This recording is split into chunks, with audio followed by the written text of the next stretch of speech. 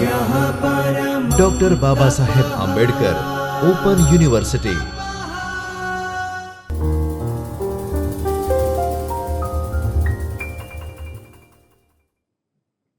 નમસ્કાર વિદ્યાર્થી મિત્રો, ડૉક્ટર બાબા સાહેબ આંબેડકર ઓપન યુનિવર્સિટીના ચૈતન્ય સ્ટુડિયોમાંથી હું હેતલ જોશી આપનું સ્વાગત કરું છું।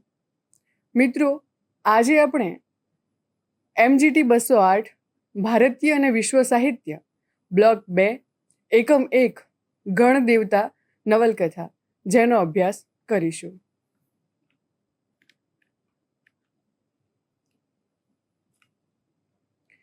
ઓગણીસો 42 પ્રગટ થયેલી ગણદેવતા તારાશંકર બંદોપાધ્યાયની બંગાળી નવલકથા છે।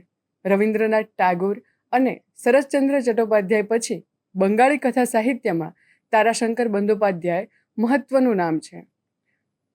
1926 તેમનો એક કાવ્ય સંગ્રહ છપાયો, પરંતુ પછી તેઓ વાર્તા અને નવલકથાના સર્જન તરફ વળી ગયા। 1929 કલ્લોલ સામાયિકમાં તેમની પહેલી વાર્તા પ્રસિદ્ધ થઈ। ત્યારથી તેમની સાચી સર્જન યાત્રા શરૂ થઈ એમ કહેવાય છે। તારાશંકર યુવાનીમાં જ બંગાળના ક્રાંતિકારી હિંસક આંદોલનકારોના સંપર્કમાં આવી ગયેલા, માર્ક્સવાદી ચિંતનની પણ સારી રીતે પરિચિત થયેલા, પરંતુ હિંસક ક્રાંતિ કે આંદોલન પ્રત્યે ક્યારે એમને શ્રદ્ધા આવી નહીં। એમના મનમાં ચાલતા મંથનનો ઉત્તર તેમને ગાંધીજીના અહિંસક આંદોલનમાં સાંપડ્યો અને પછી ગાંધીજીની ભાવના પર એમની શ્રદ્ધા પૂરેપૂરી સ્થિર થઈ। ગણદેવતા વાંચતા તેની આપણને પ્રતીતિ થાય છે। ગણદેવતા પૂર્વે ધારતુ દેવતા, મન્વંતર જેવી કેટલીક નવલકથાઓ તારાશંકરની પ્રગટ થઈ ગયેલી અને બંગાળના ગ્રામીણ જીવનનું ચિત્ર આપતા લેખક તરીકે તેમણે પોતાની પ્રતિષ્ઠા સ્થાપી હતી। ગણદેવતાથી એક મોટા ગજાના નવલકથાકાર તરીકે બંગાળી સાહિત્યમાં તેઓ સ્થિર થયા। ગણદેવતાની કથા પંચગ્રામમાં આગળ વધે છે અને ત્યાં ગ્રામ સમાજનું આખું ચિત્ર પૂરું થાય છે, એટલે એ આખી કથાનો પૂર્વખંડ છે, પરંતુ એક સંપૂર્ણ કૃતિ તરીકે અનુભવી શકાય એવું રૂપ એમાં બંધાયું છે। ગણદેવતા ગ્રામીણ જીવનની કથા છે, તો ગણદેવતા જે છે એ ગ્રામીણ જીવનની કથા છે। તેમાં બે ગામો શિવ અને કાલીપુર આ કથાની ઘટનાઓના કેન્દ્ર સ્થળ છે। કથાના કેન્દ્રમાં કોઈ એક પાત્ર કે કુટુંબ નહીં, પરંતુ અનેક કુટુંબો। અન્ય પાત્રોની અંદર અનિરુદ્ધ લુહાર, દેવદાસ ઘોષ, પાતુ મોચી, છીરુપાલ એ 4 કુટુંબોના જીવનમાં બનતી ઘટનાઓ અવારનવાર આલેખાયા કરે છે। પરંતુ તે સિવાય દ્વારકાનાથ ચૌધરી, રંગાદીદી, જતીન, જગન દાખ્તર, હમદુ શેખ એમ અનેક પાત્રો કથામાં બનતી ઘટનાઓ સાથે એક યા બીજી રીતે જોડાય છે। એ દ્વારા ગ્રામ સમાજનું એક સંકુલ રૂપ કથામાં ઉપસી આવે છે, એટલે કથાનું ગણદેવતા શીર્ષક ઉચિત છે, કારણ કે એ વ્યક્તિ કે કુટુંબની નહીં, ગણની એટલે કે સમાજની કથા લેખકને ઉદ્દિષ્ટ છે। જે 4 કુટુંબો કથાના કેન્દ્રમાં છે તે પણ ગ્રામ સમાજના વિભિન્ન સ્તરોમાંથી આવે છે। આર્થિક અને સામાજિક દૃષ્ટિએ ભારતીય ગ્રામીણ સમાજ વિવિધ સ્તરોમાં વિભક્ત છે। આ કુટુંબો 2 સમાજના પ્રતિનિધિ છે। આર્થિક સામાજિક દૃષ્ટિએ સૌથી ઉપરનો વર્ગ જમીનદારોનો છે। એ સંપન્ન વર્ગ શિવ કાલીપુરની બાજુના મોટા ગામ કંકણામાં રહે છે અને ત્યાં રહી આ ગામોની માલિકી ભોગવે છે। કથામાં એ વર્ગનું કોઈ સીધું પાત્ર નથી, પરંતુ એ વર્ગના મનુષ્યોના ઓછાયા આ ગ્રામ પ્રદેશની વ્યક્તિઓ પર સતત પડ્યા કરે છે। શિવ કાલીપુરમાં રહી જમીનદાર બનવાની મહેચ્છા સેવતો અને જમીનદારોના વ્યવહાર વર્તનમાં માનદંડ જીવનમાં ઉતારી જીવતો વર્ગ હતો। છીરુપાલ ઉર્ફે હરિઘોષ એ વર્ગનો પ્રતિનિધિ છે। દેવઘોષ જે ગરીબ ખેડૂતોનો પ્રતિનિધિ છે। જમીનદારોના શોષણ અને અન્યાયનો ભોગ બનેલો અને શિક્ષણ મેળવી નવી હવાના સંચારથી પ્રબુદ્ધ બનેલા યુવા વર્ગનો એ પ્રતિનિધિ છે। અનિરુદ્ધ સમાજમાં રહેતા કારીગર વર્ગનો અને પાતુ મોચી સમાજના મજૂર વર્ગનો પ્રતિનિધિ છે। સમાજના આર્થિક સ્તરમાં પાતુ સૌથી નીચે છે, કંકણાના જમીનદારો સૌથી ઉપર છે। આર્થિક વર્ચસ્વની દૃષ્ટિએ આ વર્ગો 2 ભાગમાં વહેંચાઈ જતા દેખાય છે, એક શોષક અને બીજો શોષિત। જમીનદારો, વેપારીઓ, અમલદારો, પોલીસ તંત્ર એ શોષક વર્ગ, નાના ખેડૂતો, કારીગરો અને મજૂરો શોષિત વર્ગ। આર્થિક ઉચ્ચાવસ્થાની સાથે સામાજિક ઉચ્ચાવસ્થા પણ અહીં છે. જમીનદારો, ખેડૂતો, કારીગરો એ એક વર્ગ. એ પરસ્પર સાથે ઘરમાં, મંદિરમાં કે બીજા સામાજિક સ્થાનો પર એકમેક સાથે છૂટથી ભળે, પરંતુ પાતું મોચી અને તેના જેવો મજૂર વર્ગ સમાજમાં અસ્પૃશ્ય છે. ઉપલો વર્ગ એમનું દરેક રીતે શોષણ કરે, એમને અછૂત જાણે, એમની પાસે ગુલામી કરાવે અને છુપી રીતે એમની સ્ત્રીઓને પોતાની વાસના સંતોષવા સાધન બનાવે. પાતું ઢોલી અને એના આખા કુટુંબના વ્યવહાર વર્તનમાં એ દેખાય છે. તારાશંકરે સ્વતંત્રતા પૂર્વેના અને પછીના ગ્રામીણ સમાજોને આલેખ્યો છે. એ સમાજ સ્થિર નથી, પરંતુ પરિવર્તનના મૂળમાં છે. બહારના જગતમાં થતા પરિવર્તનો તેને પ્રભાવિત કરે છે. આતંકવાદી સરકારી કેદી જમીન એનો અનુભવ કરાવે છે. દેવું ઘોષ, જગન દાક્તર એ પણ નવા વિચારોનો સંચાર લઈને આવેલા પાત્રો છે. ગરીબાઈ શોષણ પર ઊભેલા આ સામાજિક માળખાને તેઓ પામી ગયા છે. એ ઘરેડમાંથી શોષિત વર્ગને બહાર કાઢવા તેઓ પોતપોતાની રીતે ઉત્સુક છે ને ચિંતિત છે. જમીનદારોમાં પણ જૂની પેઢીમાં ઘસાતા દ્વારકાનાથ ચૌધરી છે. દરેક પ્રકારે દયાહીન બનેલા શોષણખોરને જમીનદાર છે અને એ માર્ગે જમીનદાર બનવા મથતા છીરુપાલ જેવા ખેડૂતો છે. આ અતિશોષણ બહારની હવાનો સંચાર એ સૌએ આ રૂઢિગત સમાજ જીવનમાં એક સંચલન પેદા કર્યું છે. તારાશંકરે બંગાળી ગ્રામ સમાજનું ચિત્ર આલેખતા આ સંચલનની કથા ગણદેવતામાં કરી છે. એક રીતે જોઈએ તો આ વર્ગ સંઘર્ષની કથા છે. તો કથાનો પ્રારંભ કંઈક આ રીતે થાય છે. કારીગર વર્ગના બે માણસો અનિરુદ્ધ અને ગિરીશના સ્થાપિત વ્યવસ્થા સામેના બંડથી થાય છે. બંને પોતાના ગામથી દૂર જંકશન પાસેના ગામમાં દુકાન નાખીને બેઠા અને ગામના લોકોનું કામ કરવાનું બંધ કર્યું. બંધ કરવાનું કારણ લોકો કામના બદલામાં નક્કી કરેલું અનાજ નથી આપતા એ છે. સામાન્ય માણસ તો ઠીક, હરિઘોષ જેવો સંપન્ન માણસ પણ અનિરુદ્ધને અનાજ નથી આપતો. એટલે રોકડા પૈસા લઈને જ કામ કરવાનું એમણે નક્કી કર્યું છે. અનિરુદ્ધ ચંડી મંડપમાં બોલાવેલી મહાજનની સભામાં આખા ગામની વચ્ચે હરિઘોષ વિરુદ્ધ કહે છે.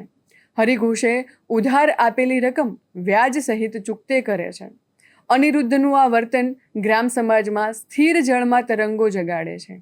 અનિરુદ્ધની હવા બીજા વર્ગને પણ લાગે છે. તારક વાળંદ હરુ ઘોષાલની અડધી દાઢી મુંડી પૈસા આપે તો જ આખી દાઢી મુંડી આનવાનું કહે છે. પાતું મોચી પણ અનાજને બદલે હરિઘોષના મુનિમ પાસે રોકડા પૈસાની માંગણી કરે છે.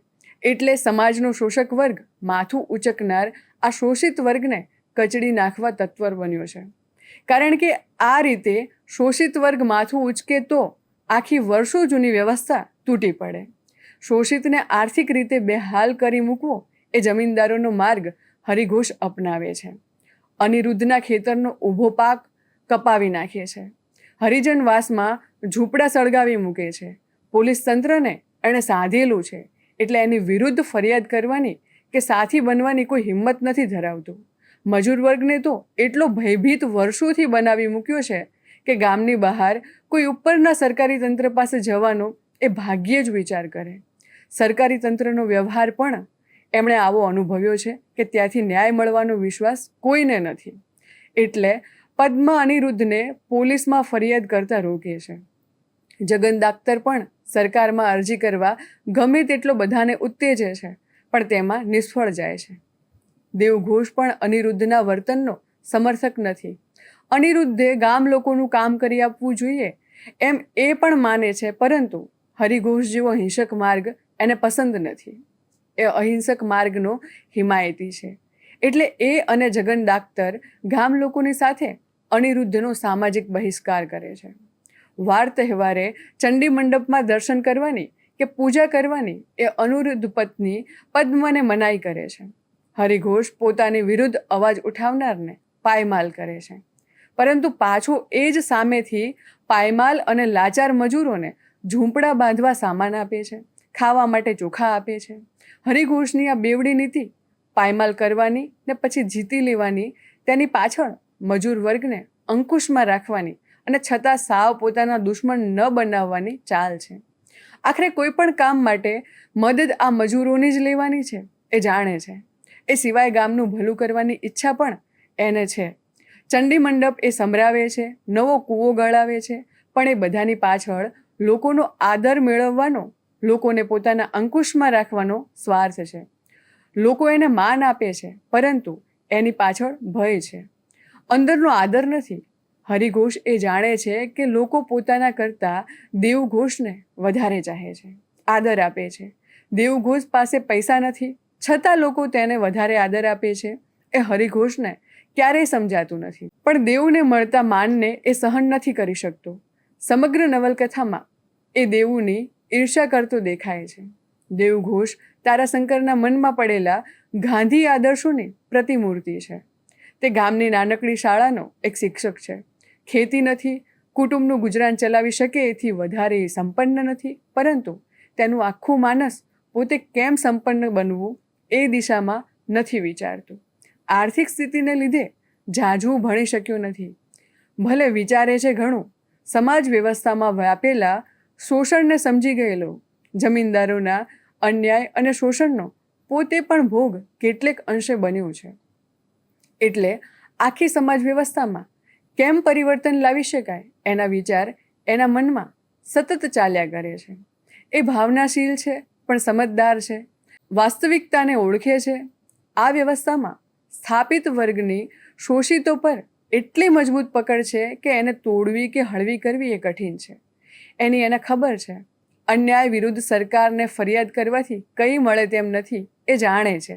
એટલે અનિરુદ્ધ કે જગન દાક્તરની ફરિયાદ કરવાની વાતને ક્યારેય પ્રોત્સાહન નથી આપતું. જે શોષિત છે એમને પોતાના હક વિશે સભાન કરવા, હકોની માંગણી માટે પ્રેરવા, અન્યાયનો પ્રતિકાર કરવા, અહિંસક આંદોલન માટે તૈયાર કરવા, સંગઠિત કરવા, તેમના હમદર્દ બનવું, એ જ ઉપાય એને દેખાય છે. અને કથામાં એ ચાલતો દેખાય છે. એ શોષણ મુક્ત સમાજને ઝંખે છે, પરંતુ ક્રાંતિકારીઓના હિંસક માર્ગને સ્વીકારતો નથી. અનિરુદ્ધની વાત સાચી છે, એ સ્વીકારવા છતાં અનિરુદ્ધે ગામના લોકોનું કામ કરી આપવું જોઈએ, પંચાયતના આદેશને માન આપવું જોઈએ એમ માને છે. તેથી અનિરુદ્ધનો સામાજિક બહિષ્કાર કરવામાં સાથ આપે છે. પદ્મને નવધાન્યના પર્વ વખતે ચંડી મંડપમાં પૂજા કરવાની ના પાડવામાં જતીન દાક્તર અને બીજાઓ સાથે એ પણ છે, કારણ કે પરંપરાથી ચાલી આવતી ગ્રામ વ્યવસ્થામાં એને શ્રદ્ધા છે. ગ્રામ વ્યવસ્થાના માળખા સામે એને ઝાંઝો વાંધો નથી. એને વાંધો છે અન્યાય અને શોષણ સામે. એ દૂર કેમ થાય એ માટે પ્રયત્નશીલ છે. દેવ ભાવનાશીલ છે, પણ સ્વપ્ન ઘેલો નથી. વાસ્તવિકતાને એ જાણે છે. મૂક પ્રજાને બેઠી કરી સંગઠિત કરવી હોય તો નિસ્વાર્થ આત્મભોગ આપવો પડે, ખુવાર થઈ જવું પડે. લોકોને ન્યાય અપાવવા હરિઘોષ સાથે સંઘર્ષ કરે છે. કોલેરાના રોગચાળામાં લોકહિત માટે જાતને ઘસી નાખે છે. સરકારી અમલદાર સાથે સ્વમાનને ભોગે સમાધાન કરવા રાજી નથી. આ સૌનું પરિણામ એ ભોગવે છે. એ માર્ગે ચાલી કથાને અંતે દરેક રીતે એ પાયમાલ થતું દેખાય છે. આર્થિક ભીંસમાં મુકાય છે, પત્ની અને બાળકોને કોલેરામાં ગુમાવે છે, પરંતુ તેમ છતાં ન્યાયરને કહેલી બ્રાહ્મણ અને શાલિગ્રામની કથા એના મનને બળ આપે છે. શાલિગ્રામ ધર્મનું પ્રતીક છે, જે ધર્મને સાચવે છે, પ્રાણાંતે પણ તેને છોડતો નથી. એ જ આખરે ઈશ્વરની કૃપા પામે છે. આ શ્રદ્ધા પર સ્થિર થયેલું દેવઘોષનું મન ભારતીય આધ્યાત્મિક સંસ્કારોની છાયાળું છે. વૈયક્તિક આસ્થા નથી, ભારતીય સમાજમાં ઓતપ્રોત આસ્થા છે. એટલે ધર્મને માર્ગે ચાલનાર મનુષ્ય ભલે પોતે દુઃખ ભોગવતો હોય, ગ્રામ સમાજ એવા મનુષ્યને આદર આપે છે. આ આદર, હૂંફ, આ ધર્મ પ્રત્યેની શ્રદ્ધા માણસની વિષમતા સામે પડી ભાગતો અટકાવે છે. કથાના આધારરૂપ ત્રીજું પાત્ર અનિરુદ્ધનું છે. કથાના પ્રારંભથી જ તેનો બંડખોર સ્વભાવ આપણને દેખાય છે. એટલે અન્યાય સહન નથી કરી શકતો. હરિઘોષ સાથે એ સીધા સંઘર્ષમાં ઉતરે છે. દેવઘોષની જેમ અન્યાય સામે શાંત પ્રતિકાર કરવાનું એની પ્રકૃતિમાં નથી. એ સાચો છે, પણ આવેગાત્મક છે. હરિઘોષ એના ખેતરનું અનાજ કપાવી નાખે છે તો તે તરત પોલીસમાં ફરિયાદ કરવા દોડી જાય છે. હરિઘોષના બગીચાના બધા વૃક્ષો કાપી નાખે છે. એને દેવ પ્રત્યે માન છે અને દેવને એના પ્રત્યે માન છે. અલબત્ત બંનેની પ્રકૃતિ, દૃષ્ટિ, લક્ષ્ય ઘણા જુદા છે. આર્થિક રીતે પગભર થવા માટે એ સતત પ્રયત્ન કરે છે, પરંતુ તેની પ્રકૃતિ જ વિઘ્નરૂપ બને છે. અંતે જમીન ગુમાવી બેઠેલો, આર્થિક રીતે સાવ બેહાલ બનેલો, જેલવાસ ભોગવી પ્રતિષ્ઠા ખોઈ બેઠેલો અનિરુદ્ધ ગામ અને પત્ની પદ્માને છોડી શહેરમાં ચાલ્યો જાય છે. પાતુ મોચી એ કથાનું ચોથું કેન્દ્રવર્તી પાત્ર છે. સમાજના દરેક રીતે શોષિત વર્ગનો એ મનુષ્ય છે. સમાજના અન્યાયને, અત્યાચારોને સમજી શકે છે, પરંતુ એની સામે ટક્કર ઝીલવાની એની કોઈ તાકાત નથી. છતાં અનિરુદ્ધની વાદે ચડી એ પણ અન્યાયની સામે મોં ખોલે છે. છીરુપાલના મુનિમ પાસે પોતાના પૈસા માગે છે. છીરુ એની બહેન દુર્ગા સાથે આડો સંબંધ રાખે છે, એટલે એને પોતાને ઘરે આવવાની ના પાડે છે. દ્વારકાના ચૌધરી પાસે અન્યાયની વાત કરે છે. આ પ્રતિકારનું ફળ તરત તેને મળે છે. ગુસ્સામાં આવેલો છીરુપાલ તેને સખત માર મારે છે, પણ એની અકળામણ ત્યાં અટકતી નથી. એ હરિજનોના ઝૂંપડા બાળી નાખે છે. પાતુ છીરુના જુલમ સામે અકળામણ ઠાલવે છે. ગામ છોડી ચાલ્યા જવાનો વિચાર કરે છે, પરંતુ ખરેખર એવું કંઈ એનાથી બની શકે તેમ નથી. વતનને છોડીને તો કોઈ ચાલ્યું જાય. જીવનની આ ફિલસૂફી પાતુને ગામ જોડે બાંધી રાખે છે. અન્યાય સહન કરવો એ એની સ્થિતિ છે. અન્યાય સામે માથું ઉચકનાર પ્રત્યે એને આદર છે. પ્રતિકાર કરનાર સંગઠન સાથે જોડાવાનું સાહસ પણ એ કરી શકે છે, એટલે દેવુને તે સાથ આપે છે. મુખ્ય 4 પાત્રોની ધરી પર ઊભેલી કથામાં શોષક શોષિત વચ્ચેના સંઘર્ષની કથાનો તંતુ વણાયો છે. કથાને અંતે શોષકનો પ્રતિનિધિ છીરુપાલમાંથી હરિઘોષ બને છે.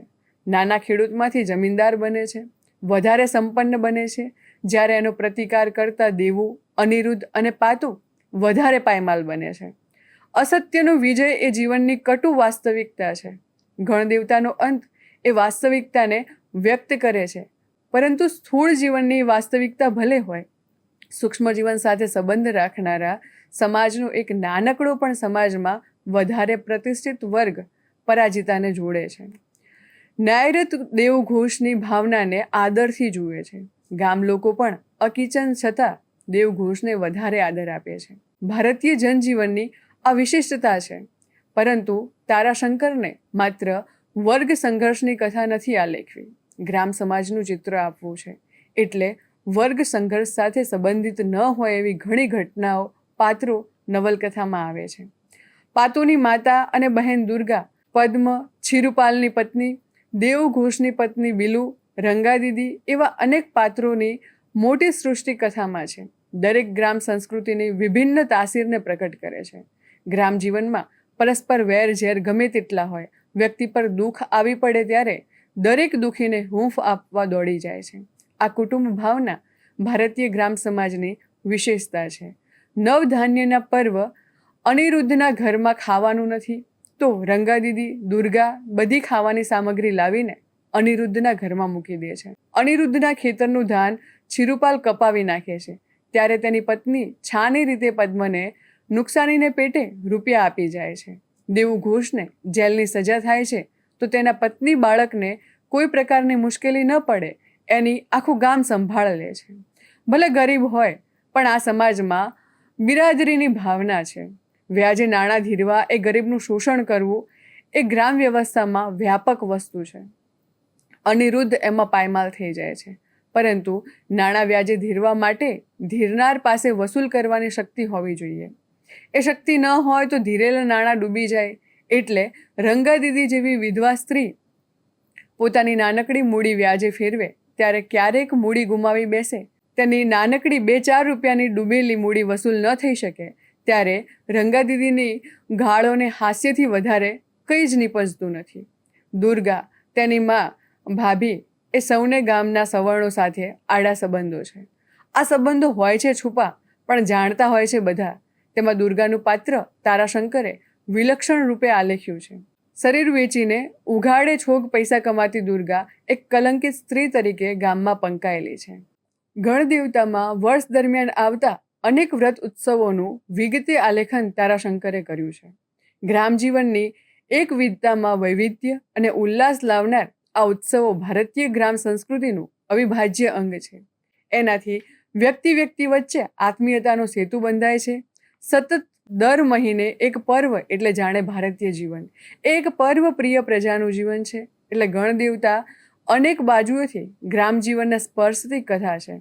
ગણદેવતા સંકલનની દૃષ્ટિએ સીધી સાદી કથા કહી શકાય. સમયના ક્રમમાં લગભગ બે એક સમયપટ પર બનતી ઘટનાઓ અહીં આલેખાય છે.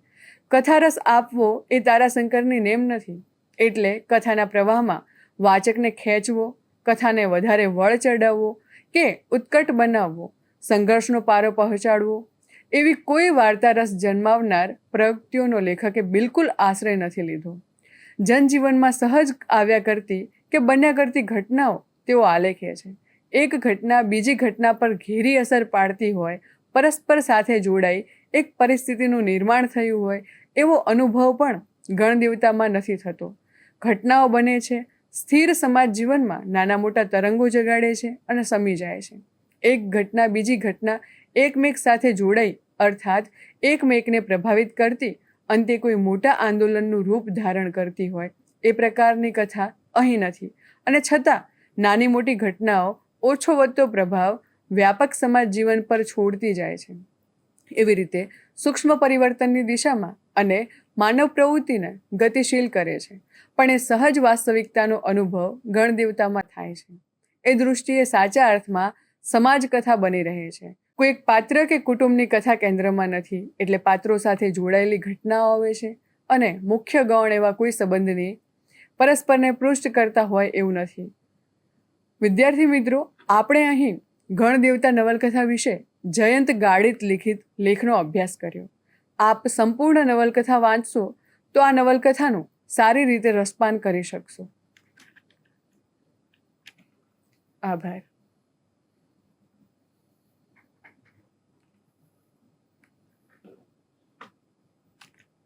स्वाध्यायः